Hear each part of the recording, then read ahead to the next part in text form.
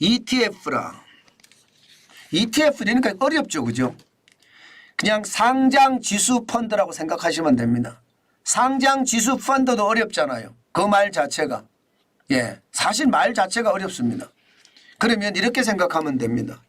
투자를 할 때 뭐 삼성만 투자하는 이 모임, 또 뭐 철강만 투자하는 모임, 반도체만 투자하는 모임, 뭐 이런 것을 두고 말입니다. 예, 어떤 군이라고 생각하시고 하나의 펀드라고 생각하시면 돼요. 그럼 반도체를 투자하는 모임에서는 우리가 실력이 좀 약하니까 펀드 매니저가 야, 네가 좀 관리 좀 해줘. 내가 너한테 용돈 줄게. 네, 그러면 펀드 매니저가 반도체만 투자하는 모임에 들어와서 관리를 하는 거예요. 네, 관리를 해서 이익을 내주면 나는 거기에 뭐 금리로 받든지 아니면 수익으로 받든지 아니면 투자 이익으로 받든지 여러 가지 받을 수 있는 게 ETF라고 생각하시면 아주 편합니다.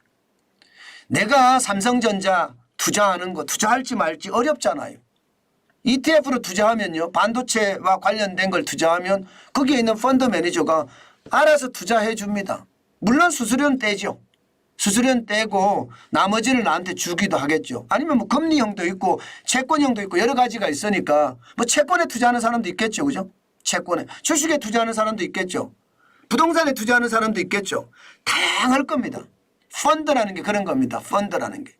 예, 그렇게 다양합니다. 그런데 이 ETF가 쉽게 말하면 난리가 났어요.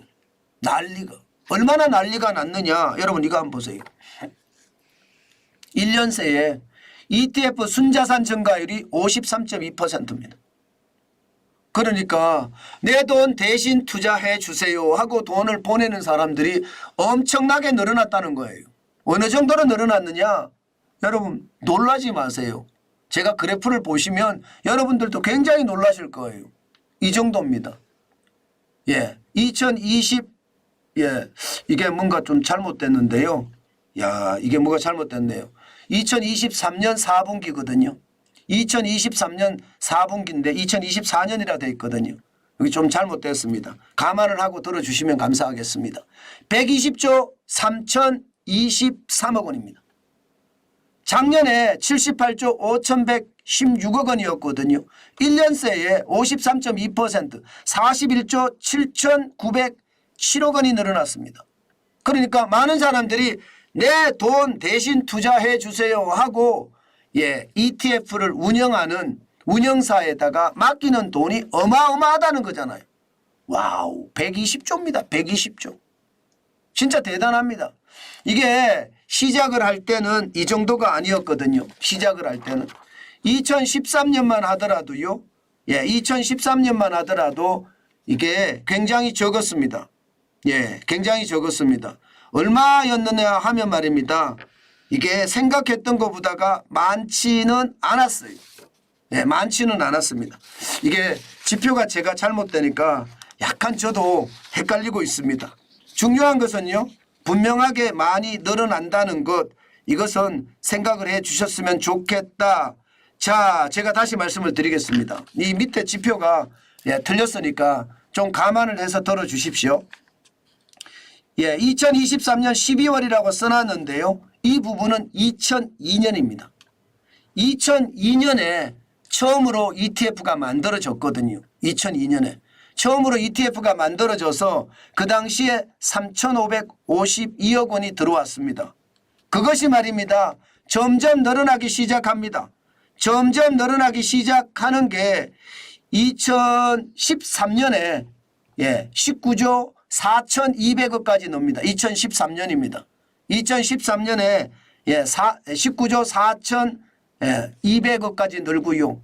2020년에는 73조 9,700억 원, 2021년에는 73조 5,116억 원까지 늘었습니다. 그리고 2023년에 120조 3,023억 원까지 늘었다는 뜻입니다. 예, 이게 밑에가 숫자가 분기가 아니고 연도별인데 예, 조금 잘못됐으니까 여러분들 이해해 주시면 감사하겠습니다. 중요한 것은요. 순자산 총액이 1년 사이 3번하고 4번이 이제 1년 사이입니다. 3번이 2022년이고요. 4번이 2024년입니다. 예, 이 사이에 53.2%가 늘었다는 사실이고요. 41조 7,907억 원까지 늘었다는 것. 예, 이게 여러분 저는 엄청나다는 거예요. 그러니까 이제 혼자 투자하기 힘들고 어려워서 투자하지 못하겠다. 경제가 너무 어렵다. 그렇게 생각하면 ETF 투자하는 겁니다. ETF. ETF는 투자하는 종류가 굉장히 많아요. 예, 굉장히 많습니다. 금리형 투자가 있고요. 채권형 투자도 있고요. 혼합 자산 투자도 있고요. 주식도 있고요. 부동산도 있습니다. 투자라는 게 굉장히 많죠. 상장이 다 돼 있습니다. 상장되어 있는 걸 사면 되는데 지금 보면 최고 많은 게 이제 금리가 내릴 거잖아요. 금리가 내릴 거니까 금리형에 투자하는 사람이 많습니다. 245.3%가 늘어났습니다. 금액이 늘어난 금액도 23조 9,100억 원이 늘어났고요. 채권에 투자하는 사람도 많겠죠. 금리가 떨어지면 채권 가격은 올라가니까 그죠. 그래서 26조 700억까지 지금 들어가고 있고요. 예, 혼합 자산에는 42.3%가 늘었습니다. 8천억 원이 늘었습니다. 주식이 제일 많습니다. 67조 8,900억 원까지 늘었으니까 말입니다. 야, 진짜 대단하죠. 진짜 대단합니다. 예, 부동산에는요, 5,100억 원, 22.2%가 늘었습니다. 그러니까 내가 투자에 자신이 없으면 상장 지수 펀드를 활용해서 투자를 하는데, 그런 금리를 투자하든 채권을 투자하든 주식을 투자하든 부동산을 투자하든 그런 사람들이 굉장히 많다는 것.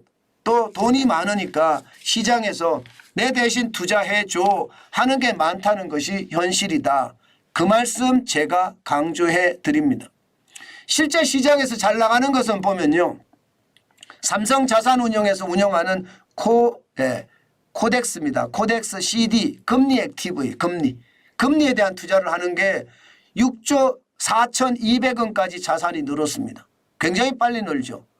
이게 시작하자마자 6개월 사이 이렇게 늘은 거예요. 시작하자마자. 그러니까 금리에 투자해 주세요 하고 들어온 게 말입니다. 6조 4,200억 원이라는 뜻이에요.